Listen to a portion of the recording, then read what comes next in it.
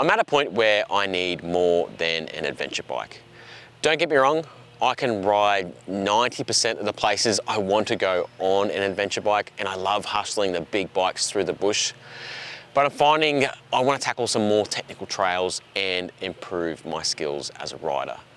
So what better way to do that than buy a dirt bike? But I didn't just want to be another guy on a DRZ 400 or KTM 500. So I've got myself something a little different.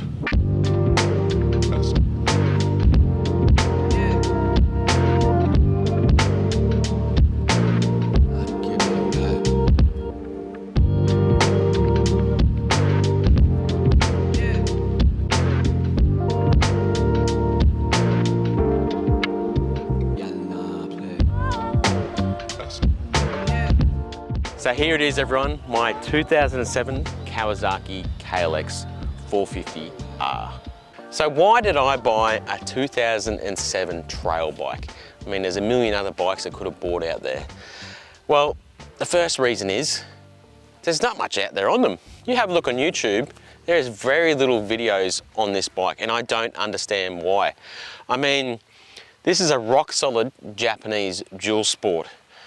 Every other Japanese dual sport, everyone talks about for days.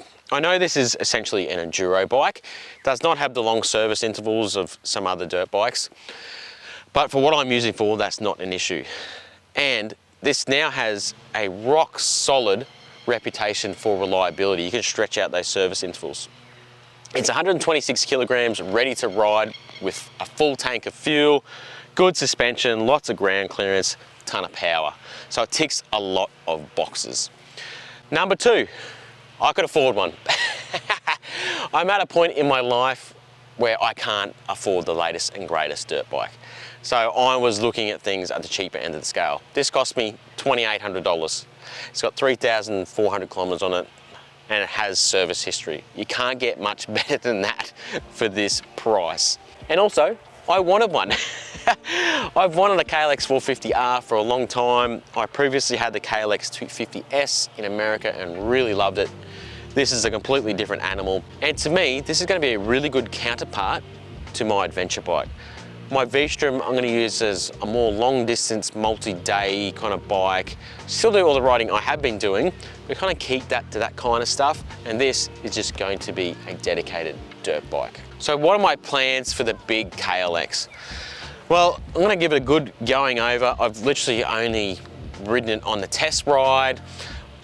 First things I noticed, some things are bent, the levers are bent, the bars I don't really like to position. We'll see how they go. I might even replace the bars.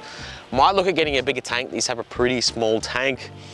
The bash plate, really weird. It looks like it's from a two-stroke. I don't know whether they've made it to fit or it's for the original one with the header pipe that goes down. We'll see how that goes.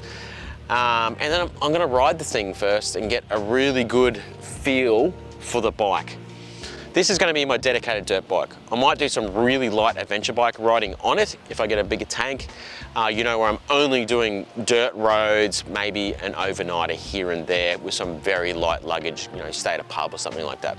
So I might use it for that, but predominantly this is for me to ride on technical trails, flowing fire trails, be a lunatic on and improve my skills on.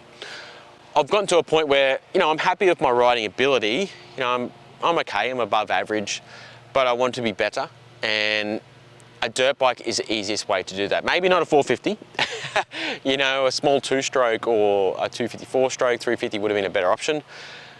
But as I said, I had a budget and I stuck to it. At the back here, I might set up a little technical section where I can really up my skills a bit and do repetition to get my skills up. And I think this is going to be a really good option to do that. Or even just go on enduro bike rides. You know, Glasshouse Mountains is right here. Some other stuff I want to tackle, big hill climbs, doing silly stuff. You know, stuff that if you do on an adventure bike, you keep doing it, you're going to damage your bike or yourself. So that's what this bike is really for. One of the great things about this is it's got some big ticket items on it already. I mean, it's got handguards, which is great, but it's got a full system on it, full FMS system. That is quite expensive, and these bikes are renowned for being quite choked up and needing an exhaust. It also comes with the stock exhaust, you know, and this weird bash plate. And everything works. Indicators work, lights work, speedo work. It's ready to rock, just with some setup stuff here and there. So what other bikes did I consider? Well, the Yamaha WR250F was like equal top of the list pretty much. 2012 plus models EFI, and I was looking at getting one of those. Just didn't happen. KTM 350 or Hasselberg 350. I was really keen on getting one of them, but a bit more than I wanted to spend and hard to get a good one. And if there is a good one, it just gets snapped up so quickly. So those are the main three bikes I was looking at getting.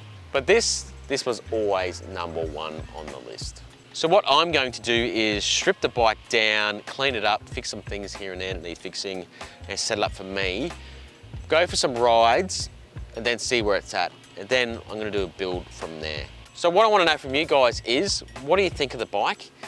And no doubt there's some old KLX 450R owners watching. Let me know what you did to your bike and what you thought of it. I'm really keen to know. And point me in the right direction. Let me know what works on the big green meanie. All right, that's it from everyone. If you haven't, check out my other content. Click that subscribe button and keep it on the back wheel. Keen to ride the KLX a bit more.